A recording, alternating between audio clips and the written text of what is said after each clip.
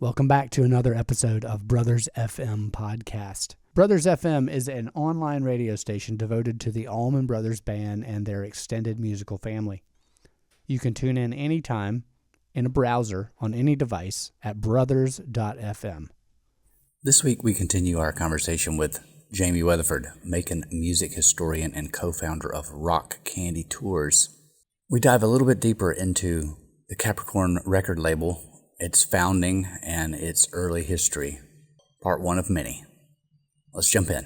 I think it was December 2nd of 2019. That was interesting because, Capricorn Studios really followed the history of the entire Capricorn brand. So if it's okay, I'll run through a quick history real quick. Yeah. So Phil Walden went to Mercer University in 1958. He joined the Phi Delta Theta fraternity, started booking bands for the fraternity.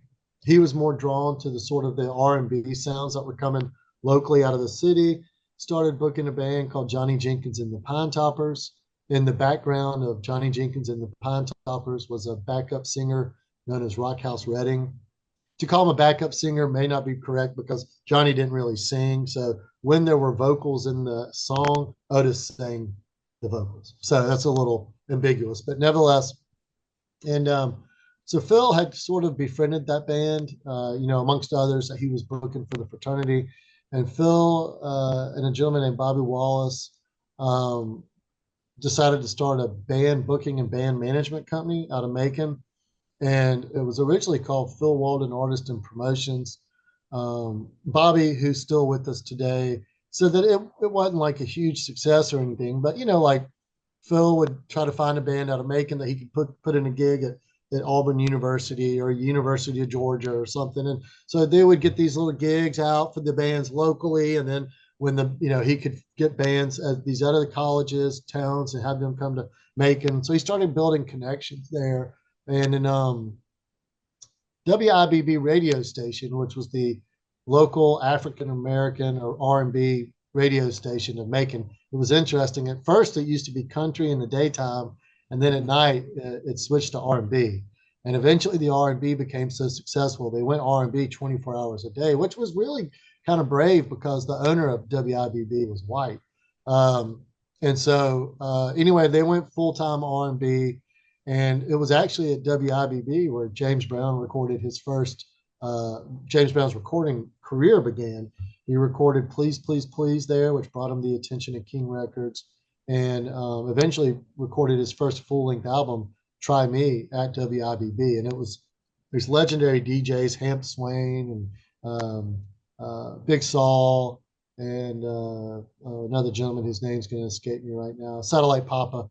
And anyway, they were playing this great music. There was this great scene at WIBB. And Phil actually put his first office right above WIBB, because what better place to Right. be able to meet artists than right above the same radio station where they were going to promote. So, I mean, the guy was sharp, clearly. But in WIBB was holding these weekly Saturday morning talent shows called the Teenage Dance Party at our local African-American venue called the Douglas Theater. And the Douglas was started in the early 1920s by Macon's first African-American millionaire. He was given, his people of color, a place to go and enjoy music and get out. It was really, really successful and incredibly important for Macon becoming the R&B city that it became. And Otis was performing there at the Teenage Dance Party. And, the number varies a little bit, but he won so much that they actually asked him to quit coming back. So Otis was performing there. Phil was trying to manage bands. He kept hearing, Phil was actually managing a band called the Heartbreakers at the time, previous to Tom Petty. And the Heartbreakers were on the talent show, and they kept getting beat by Otis Redding, aka Otis Redding. So Phil decided, I'm going to try to get Otis. And it actually took Phil 3 years to convince Otis to let him be his manager. Otis was originally managed by a gentleman named Bobby Smith, who had a studio with James Brown right beside the Grand Opera House on Mulberry Street. You know that song What do you Last mean Kiss? with James Brown? So James Brown opened up the studio. Bolo was James Brown was an At that investor. point, he was early in his success, I guess. Yeah, so by this point in the 1958, James had hit big. So Okay. James came to Macon in 55. He recorded, and James Brown came to Macon because of Little Richard. So Little Richard was performing in Toccoa, Georgia. And during an intermission of his set, a gospel band called the Gospel Starlighters got up on stage and performed without Richard's permission. So imagine today some dude jumping up on stage and they'd kick his ass, right? But Little Richard was like, "Oh, I like you," and you should go see my manager in Macon. His manager was a guy named Clinton Brantley, and so at the behest of Little Richard, James Brown had been arrested and sent to juvenile prison in Toccoa, Georgia. And he got out because of Bobby Bird, the long-time great hype man of James Brown, who doesn't get enough credit. And so Bobby's family helped secure James's release. He stayed with them. James joined Bobby's gospel band, the Gospel Starlighters. They jumped up on stage at the behest of, they jumped up on stage, did an intermission show, and instead of being, rude about it, Little Richard said, "Man, y'all should go see my manager." They come to Macon. They walk in the 2-spot. Clinton was like hungover and like, "Oh my God, what's going on?" They said, "Well, Little Richard sent us." Oh Jesus, another Little Richard stray band, kind of like a stray dog. He said, "Well, sing me something because you're here," And so they sang a song about searching for Jesus, and they looked under the tables and behind the curtains and all that. And he said, "I liked you guys." Clinton signed the Gospel Starlighters as a band, and then quickly realized the lead singer, James Brown, was the one to watch. And it was him who named the band James Brown and the Famous Flames. James Brown went into the studio in Macon in 55, 56, recorded Please, Please, Please. That's what brought him In to the Macon? attention. In Macon, at WIBB. How about that? Yeah, on At Mulberry Street. WIBB. Wow. WIBB on Mulberry Street. All right, so we're at the studio co-founded by James Brown. That's what you meant. All right, Well, yeah. now. So he's at a studio at WIBB. He records "Please, Please, Please," brings him the attention of King Records. That song becomes a huge hit for James Brown. He comes back and in 1956 records his full-length album "Try Me," which had the hits "Try Me" and "Bewildered." And then James Brown's career began to take off. And so at this point in that 1958 time period, James Brown invested in Macon. He invested in a studio, and the studio was co-owned by Bobby Smith, who also was managing Otis Redding.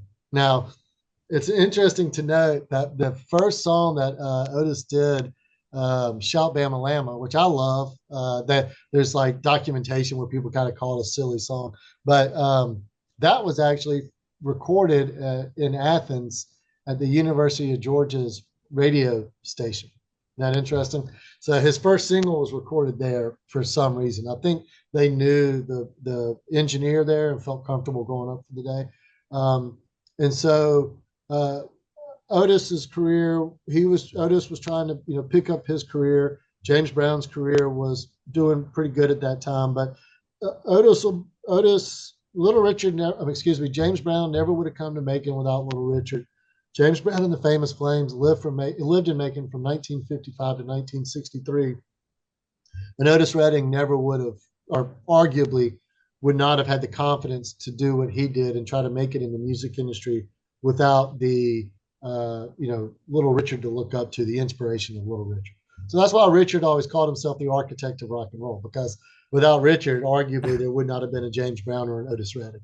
I got and you. So, right. So Phil's office is above WIBB. He kind of slowly convinces Otis to let him be his manager, which, led to some bad blood with Bobby Smith, but they, it all worked out fine in the end. But anyway, Otis went into the studio, and this is kind of a funny story too. It was actually Johnny Jenkins' recording session. So Johnny Jenkins had a recording session at Stax Records in Memphis, Tennessee.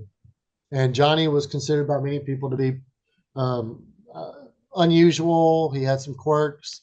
And the recording session kind of went south pretty quickly. Half of Booker T and the MGs like left. And all of a sudden, the driver, the chauffeur, Johnny's chauffeur said, well, can I sing a song? And they were like, well, we thought you were just the driver. And he said, well, I'm the driver, but I'm also a singer. And they're like, okay, sure, whatever. And he gets up and starts off in a cappella, These Arms Are Mine, which is the song that drew me to Otis, which I think for many people is like one of the greatest, it's an incredible song. It's played in weddings throughout the world and probably after quite a few divorces. So These Arms Are Mine came out. Everybody in the room said you could have heard a pin drop. They were like, holy cow, where'd this guy come from? And that's when Otis Redding started becoming known synonymously with Stax Records. But he was still being managed and booked by Phil Walden in Macon, Georgia.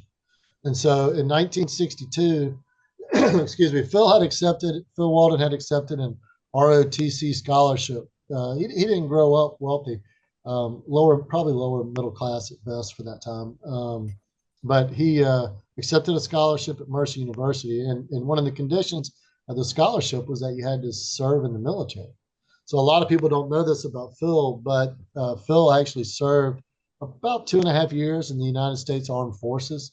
And they gave him a good job. They gave him the job of booking bands for events in Germany. And that's where Phil's son, who would later go on to be kind of a founding manager of Widespread Panic, that's where he was born.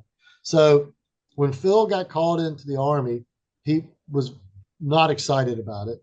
And so that's when he called his little brother, my father-in-law, my wife's father, and said, I need for you to come meet Otis Redding and help run this business.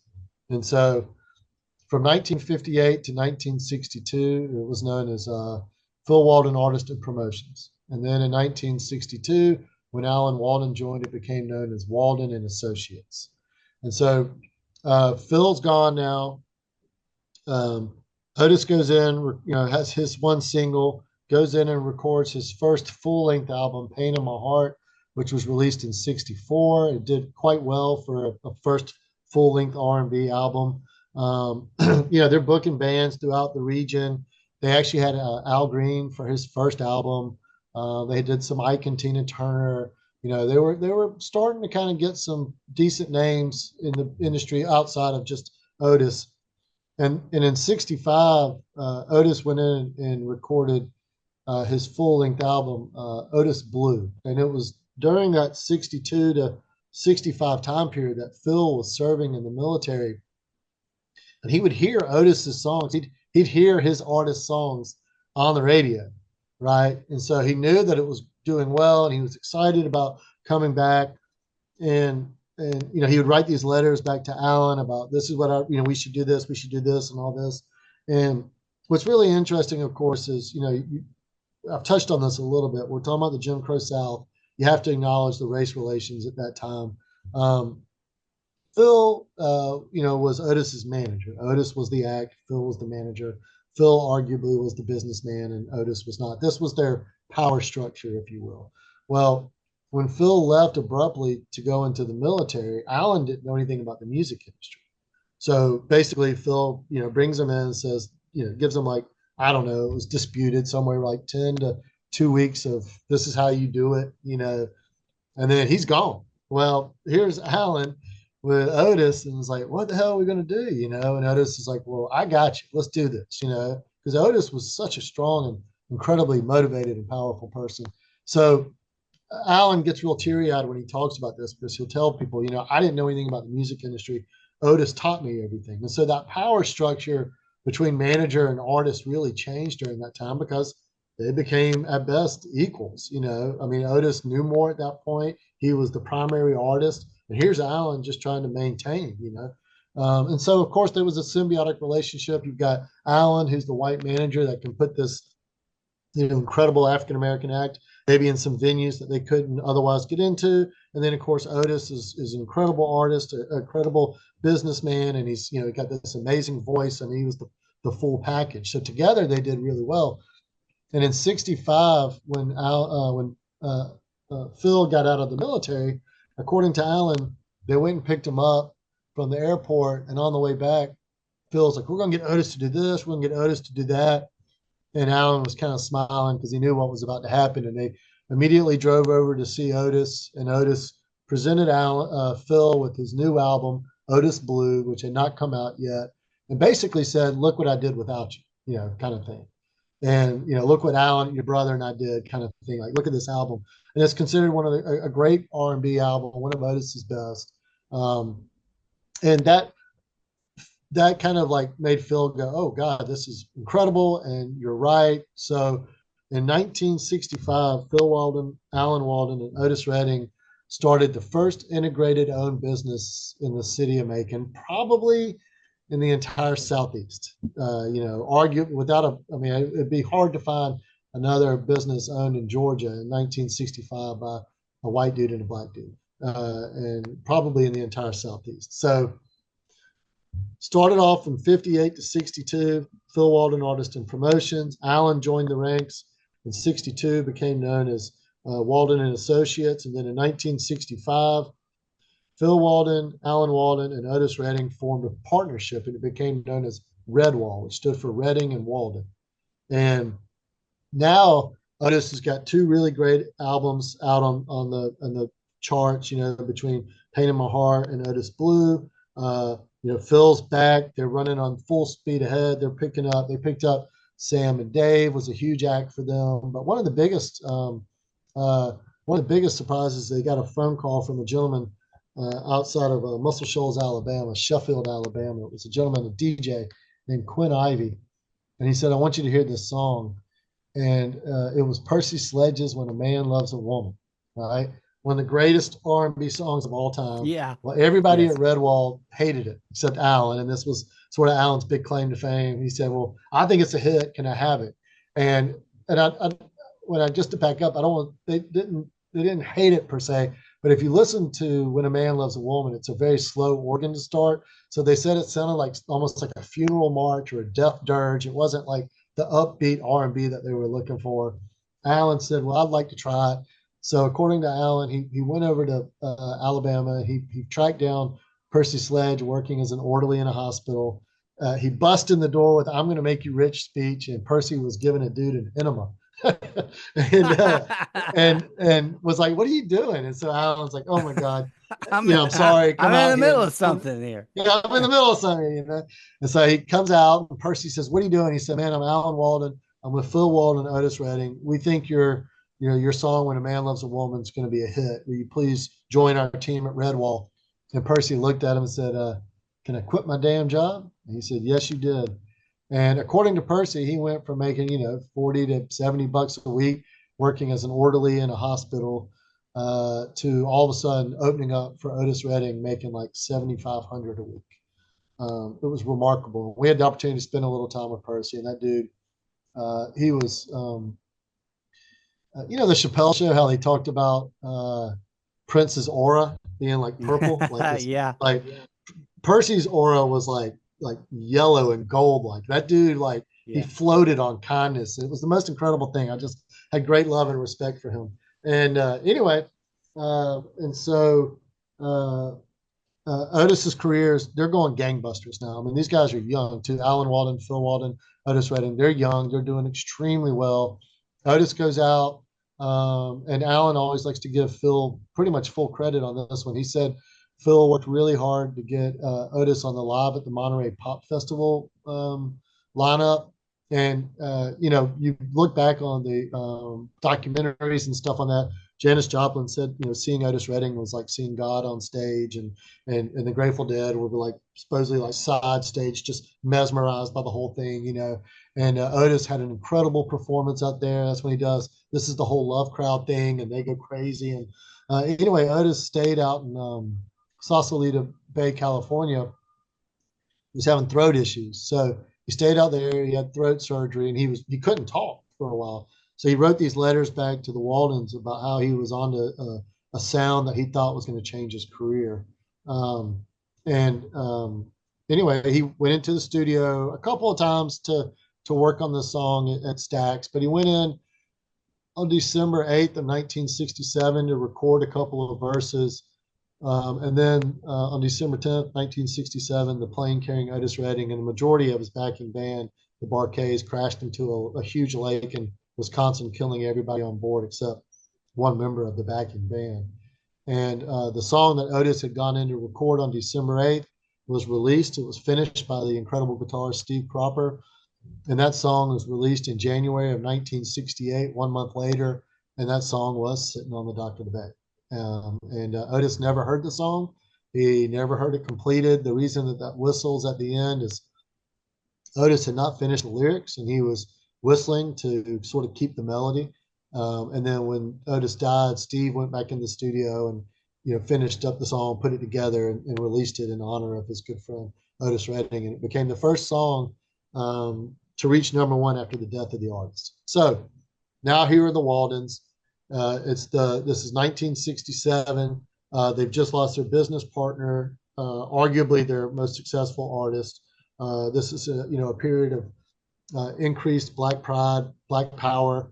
There had been some real kickback from different events that they had been to, like national radio station events, national recording events and stuff, where these folks conventions got together. There'd been some pretty significant kickback from some African Americans there about these white artists with these African American performers and this kind of stuff. So they were despondent, they were incredibly sad, and then the world was changing. And another phone call came in, and this one came from Atlantic Records, and it was arguably either Ahmet Ertegun and or Tom Dowd, and they said, "We want you to hear this song," and it was Wilson Pickett's cover of the Beatles' "Hey Jude." And whoever was on the other line said to Phil, "My God, doesn't Wilson Pickett sound great?" And Phil said, "Yeah, but who the hell is that on guitar?" And he said, "Man, it's some white hippie kid camping out in Muscle Shoals, Alabama, at Rick Hall's Fame Studios. Rick doesn't know what to do with the kid. Do you think you'd want him?" And Phil said, "Hell yeah."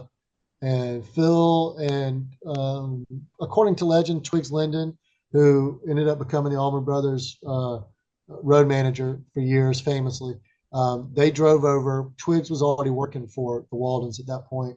They drove over to Muscle Shoals and was somewhere between $10,000 to $15,000, bought out the contract of Duane Allman. And Phil said, "Build me a band." And this is really interesting here because Phil, at the time, Cream and the Jimi Hendrix Experience were really popular. So I think Phil was thinking it'd be more like a 3-piece power trio, Long Live the Mule, right? And instead, in late April of 1969, early May 1969,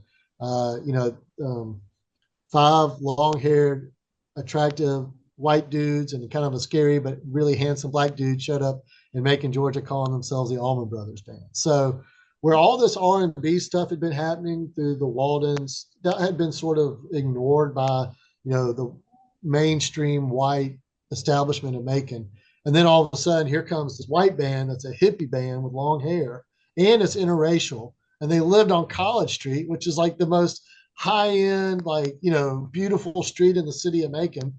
And, they didn't have much money at the time. They all crashed in a 2-bedroom apartment in Twigs Linden's place, which became known as the hippie crash pad. And Red Dog had used his Veterans Affairs money. As he was military, he'd used his money to buy a Coke machine that dispensed beer so they could, when all the guests came over, they would get beer money that way and that kind of stuff. So they all chipped in together initially to live at the big house, at the hippie crash pad on College Street. And their first gig in Macon, Georgia, was at a place now called the Library Ballroom. It's on Mulberry Street, right across from the Grand Opera House. And it was May 2nd of 1969. And it was their first gig in the city of Macon. And so, a lot of that Allman Brothers history is kind of prevalent from there. But what a lot of people don't understand is, had Otis not passed away tragically at such a young age, it's really interesting to wonder what Macon would have been like. Duane Allman, by all accounts, was incredibly driven. He had a very strong vision for what he wanted to have happen. I don't think it's out of the box to say that Duane Allman probably would have been successful no matter what happened. But there's a very good chance that if Otis had not passed away, that the Allman Brothers never would have happened in Macon, Georgia. I can tell you that. And what's interesting to note as well is that Greg Allman wrote that the first concert he and his brother Dwayne went to that truly inspired Dwayne to become a musician was an Otis Redding concert in Nashville, Tennessee. So I suspect when Phil went over to Muscle Shoals and introduced himself to Dwayne and said, I was Otis Redding's manager, that was probably a pretty easy sell for Dwayne Allman. You know what I mean? And so, that's that pivot, and that's really hard about making story, because from the atomic bomb that was Little Richard in 1955 with Tutti Frutti up through the awful death of Otis Redding in 1967, Macon was like incredibly pivotal in the R&B scene. John Lee Hooker lived in Macon for a period of time to be managed by Clinton Brantley, who was also managing Little Richard and James I did Brown. not know that. Yeah, so they were all here. I mean, Clinton was the number one. Any show that you went to at the Macon City Auditorium, like Hank Ballard and the Midnights and all these great R&B acts, Sister Rosetta Tharpe that introduced Little Richard to rock and roll, all that was being promoted and produced by Clinton Brantley. So, I mean, outside, they're the two greatest, most important, significant promoters and producers in the city of Macon would have been Clinton Brantley on one hand, and then the Walden brothers on the next. And so the Allman Brothers, come to Macon, Georgia, with Dwayne Allman, as the leader, if you will. And of course, the story's pretty famous. Initially, the first person that he played with was J-Mo, because he had such respect for the R&B scene coming out of Macon. And J-Mo is the only member of the Allman Brothers who represented the R&B scene. J-Mo used to play with Otis Redding and others previous to the Allman Brothers band. And so, second person to come, it was at Muscle Shoals, was J-Mo. Then they picked up Barry, and then Barry said, I'm not coming without Dickie. So then they went to Jacksonville to pick up Dickie, and that's where they met Butch. And then on March 23rd, 1969, what's the great keyboardist that's still, he's back with them now. He plays with them now. Anyway, they had a jam session. According to legend, Dwayne went and blocked the door and said, this is it. This is the band. If any of you leave, I'm going to kick your ass, except you, the keyboard player. You got to go, because I have a brother that plays keyboards. And like 2 days later, Greg Allman was in, I don't know if they initially met in Jacksonville and then all came to Macon, or how that worked off the top of my head. But they were all here in Macon for their first gig on May 2nd, 1969. And then Capricorn became the foundational band of Capricorn. Phil, it's kind of interesting. What's his name? Oh God, his name's going to escape me right now, but that song, Sunshine Go Away Today, that was actually Capricorn's first #1 song. That was a gift from Atlantic Records to help put Capricorn on the map a little bit. But they had, of course, eventually picked up Wet Willie, Marshall Tucker Band, Bonnie Bramlett. I'm going to forget others, of course. But by that point, Phil and Alan had been in the music industry long enough to know that they could make money off of just management and booking. So basically, they created the umbrella of Capricorn, which was the management company. They opened up a booking agency called Paragon Booking Agency. They opened up a T-shirt called Great Southern, and these were all run by incredibly famous and successful, members of the music industry today. They had liquor stores that they had financial investment in, because all these bands were drinking a lot. Why not buy from their liquor store? They had a travel agency to help handle the band's travel arrangements. At the peak of Capricorn's and the peak of their influence, or the peak of their height, the height of their career, it's estimated they employed about 500 people in the city of Macon. What year was that?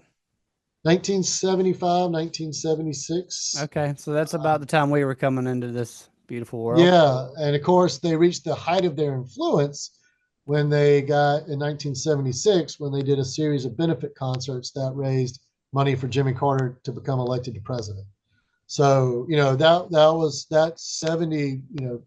The Allman Brothers' first album was an incredibly commercially successful. I think it was a disappointment to the people associated with it financially, not musically, not speaking to that, but it was good enough where they felt like things were going to move in the right direction. And what was interesting is they would record at the studio, which was one of the businesses they opened. And then originally the studio was known as the Otis Redding Memorial Studio, but then it became known as Capricorn Studios, which is confusing because the Capricorn offices still stand today on Cotton Avenue.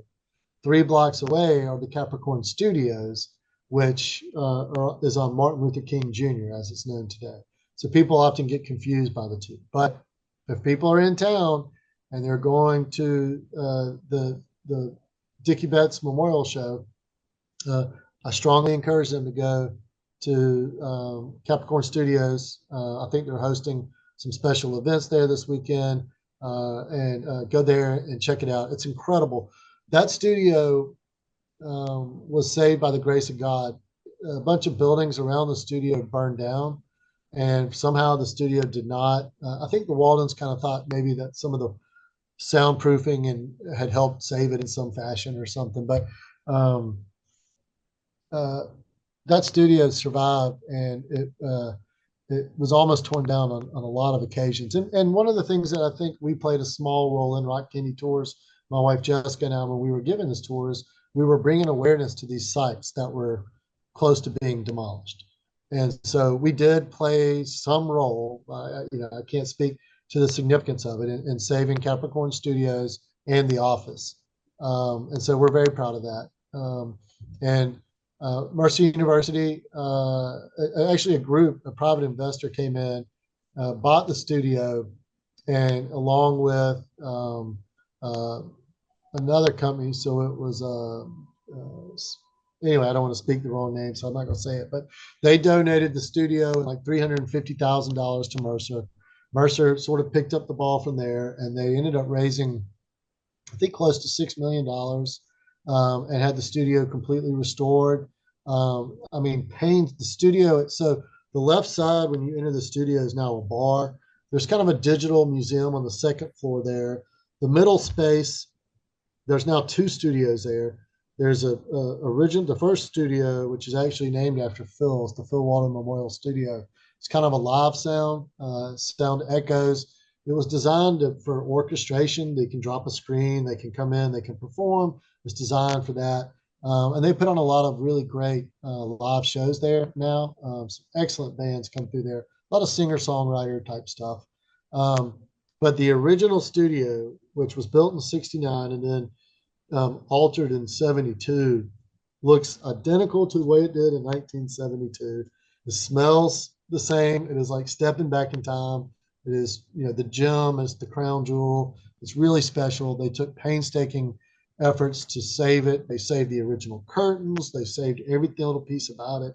And well, it was raining in that whole building except the studio. Just somehow that just never got rained in.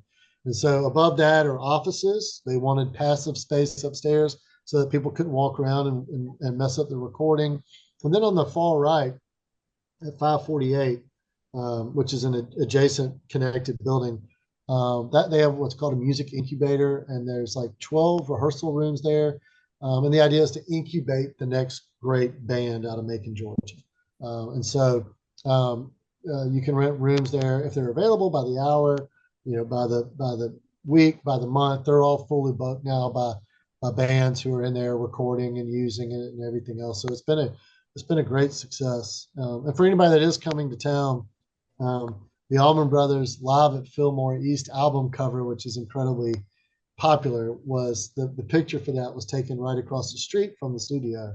And if you look, you can find a little plaque over there as well. So just amazing. And that all came up because we were discussing the Capricorn reunion concert that was held at the Macon City Auditorium in December of 2019. So it was that studio. We've now had Eddie 9-Volt has recorded there, and he had a #1 blues album there. He's amazing. Um, Blackberry Smoke, who we just absolutely adore. They recorded this fun little EP there where they did like Macon related songs, and then they're so gracious. They actually played their New Year's show, the 24-25 New Year's show at the Macon City Auditorium. So I'm praying they keep coming back to us. Yeah, that'd be sweet. Yeah, Charlie's at this tribute show. He's one of the performers. Yeah, he is, and it's interesting. For me, Blackberry Smoke's ballads are almost the best thing they do. I'm a huge fan. Their 2024 release, "Be Here Now," was one of my favorite albums of 2024. So I'm hoping that they'll continue to grow in their popularity because they deserve it. But anyhow, the studio is this amazing thing that's happened in Macon, and one of the biggest things that's happened is Brent Cobb, who is one of my favorite Americana artists of all time. I just adore the guy. He recorded there, and he's enjoyed it so much that he's, he is renting an apartment in Macon, and he comes here, and that's where he's producing all of his acts now. It's like his great. Studio. Yeah. So Brent's been wonderful. Marcus, maybe he can get his what is it? His uncle? Yeah, Dave. Oh, Dave. Well, maybe get him to come down. Dave came to Macon recently to an Otis Redding memorial event that they hold every year in September to memorialize the Otis Redding legacy. And he came, and I was kind of, hey, can I get you to come up here and start doing recordings at Capricorn? He said, well, I'm sorry to tell you, but I've just built a studio in my backyard in Savannah. So Dave Cobb has opened up his own studio, which incidentally, that's where Mumford and Sons just recorded their new album, which is about to come out. So I love Dave, but I'm pissed he didn't choose Macon. Can't have it all. But that does bring me up. Yeah, we got Brett though. We do, and that brings me up though to the Otis Redding Foundation, which on Cotton Avenue they have a little Otis Redding museum, and they've for years have been very quietly running this music education program that gives out a lot of helps people financially, scholarships to teach young people music and music education. They get a lot of support from a lot of amazing, like War and Treaty has donated instruments. Pharrell, I believe, has donated some stuff. I mean, they've got legit industry support. They're doing an amazing job. And I think the groundbreaking for their new location is going to be in September. But right next to the Macon City Auditorium, to the right is Snow's Memorial, which played such a big part of the memorialization of Dwayne Allman and Greg Allman. To the left is our new Hotel 45. It's now been around for probably, I don't know, maybe 2 years now. Incredibly successful. On the 6th floor, they have this gorgeous rooftop bar overlooking the city. But right to the left of that, you'll see a new Otis Redding, the Otis Redding Academy, I believe is what it's officially called on the side. And it's a $2.6-ish million new music education building that's been designed. It's going to have an amphitheater so the students can perform there. I know Bragg Jam's hoping to use it this year for their events. But it's got world-class studios in there. They're bringing in world-class teachers. They do a summer camp and a winter camp and all this for the students when they're out of school. So what the Otis Redding Foundation, honestly, now that Capricorn is doing well and it's established and it's doing great, if somebody were to say to me, what are the biggest things that have happened in Macon recently in terms of music? One, we opened up a 10,000, or the city of Macon opened up a 10,000 seat amphitheater, which has been successful. And then the Otis Redding Foundation opening up this incredible world-class music foundation and conservatory, if you will, right here beside the Macon City Auditorium is remarkable. So that's great. That great. Family, that is special. There were a lot of people who tried to get Otis to move from Macon, and he never would. And that family has stuck with this city. through thick and thin, and they have invested, and they are incredible. And it's just, I've had, because of my relationship with Jessica, I've had the pleasure to spend some time with them. They're lovely, lovely people. But even though I kind of know them, when I see them walking down the street, it brings such joy to my face to know that that's the family of Otis Redding here in Macon, Georgia, and they've chosen to stay here and participate in the city in the way that they have. It's just incredible. So I hope I haven't talked too long, but there is a lot to talk about in this city. Yeah, there is, and we'll have to get to it again. Thanks, Jamie. All right, buddy. We'll Thank talk you, again Russell. soon. Big thanks to Jamie Weatherford for the interview, the knowledge, and the willingness to share. His contribution to making music has been outstanding over the last 20 years. So we thank him for that.